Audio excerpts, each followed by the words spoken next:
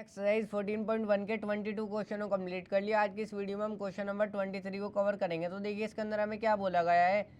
A game consist of tossing a 1 rupee coin 3 times and noting its outcome each time. देखो question number 23 में एक game में 1 rupee coin को जो है 3 टाइम टॉस किया गया है।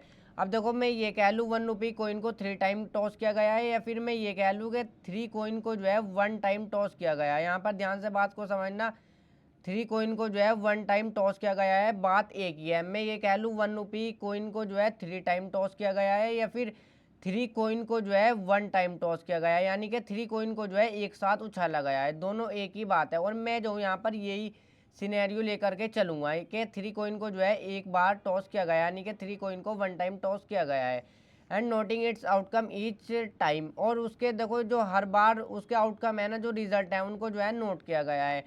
अब क्या लिखा हुआ है, Honey wins if all the tosses give the same result.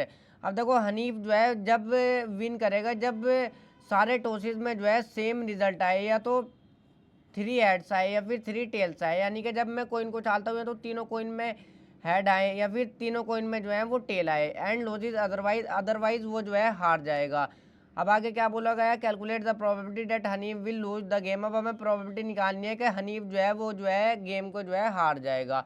अब देखो सबसे पहले इसका सॉल्यूशन करता हूँ। सबसे पहले हमने जो है क्वेश्चन नंबर 22 जो किया था वो जो है हमने डाइस से रिलेटेड किया था। हमने 2 डाइस को उछाला था, और जब हमने 2 डाइस को उछाला था तो हमारे टोटल आउटकम कितने बने थे, 36। टोटल आउटकम हमारे कितने बने थे, 36, जब हमने 2 डाइस को उछाला था। अब यहाँ पर भी हमें पता होना चाहिए टोटल आउटकम हमारे कितने बनेंगे।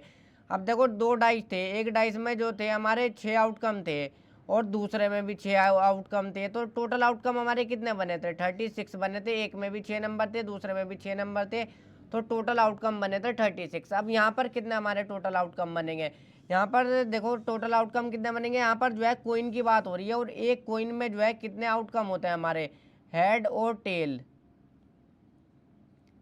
हेड और टेल देखो 2 आउटकम होते हैं एक कोइन के अंदर, हमारे हेड होता है या फिर टेल होता है। अब यहाँ पर कितने हमारे टोटल आउटकम बनेंगे, एक कोइन में 2 आउटकम है हमारे, हेड और टेल, और यहाँ पर कितने कोइन है, 1 रुपी कोइन को जो है 3 टाइम उछाला जाता है, या फिर मैं ये कह लूँ कि 3 कोइन को जो है 1 टाइम उछाला जाता है, यानी कि 3 कोइन है।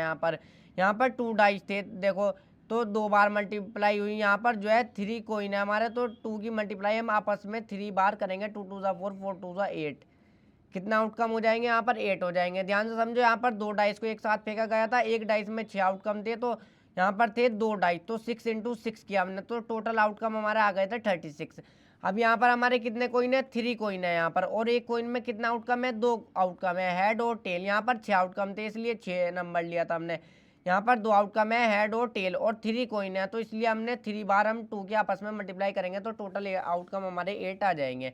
तो सबसे पहले मैं ये लिखूंगा,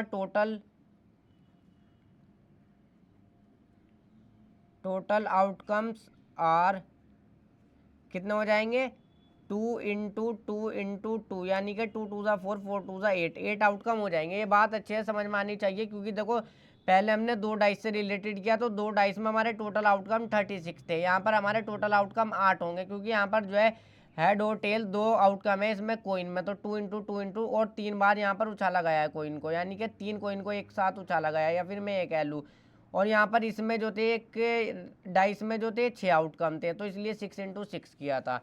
अब देखो टोटल आउटकम कितने हो गए हमारे, 8 हो गए। अब वो क्या क्या आउटकम होंगे मैं ये भी बता देता हूँ। जब 3 कोइन को एक साथ उछालेंगे क्या आ सकता है, हो सकता है तीनों कोइन में जो है हमारे हेड आ जाए, पहले वाले कोइन में भी हेड आ जाए, दूसरे वाले में भी हेड आ जाए, और तीसरे वाले में भी हमारा जो है हेड आ जाए, या फिर देखो एक में हमारा हेड आ जाए, दूसरे में भी हेड आ जाए, और तीसरे में जो है हमारा टेल आ जाए। दूसरी ये कंडीशन है। या फिर ये हो सकता है कि पहले में हेड आ जाए, दूसरे में टेल आ जाए, और तीसरे में भी टेल आ जाए। यहाँ पर मैं आउटकम भी लिख रहा हूँ देखो।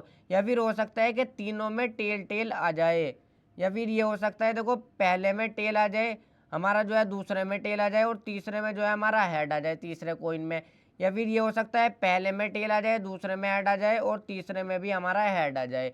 2 कंडीशन हमारी यहाँ पर और है। हो सकता है पहले में हमारा जो है देखो टेल आ जाए, दूसरे में हेड आ जाए, और तीसरे में भी टेल आ जाए। हो सकता है पहले में हमारा हेड आ जाए, दूसरे में हमारा टेल आ जाए, और तीसरे में हमारा हेड हो जाए। अब इनको लिखने का तरीका भी बता देता हूँ किस तरीके से लिखता है। ये लिखना भी होता है हमें ज़रूर। पहले में हेड पहले लिख लो 3 बार, head head head head head head, उसके बाद ये वाला हेड हटाओ, यहाँ पर टेल करो, एक टेल कर दिया हमने यहाँ पर। उसके बाद देखो ये वाला हेड भी हटा दो, यहाँ पर भी टेल करो। उसके बाद तीनों जगह ही टेल कर दो, टेल टेल टेल।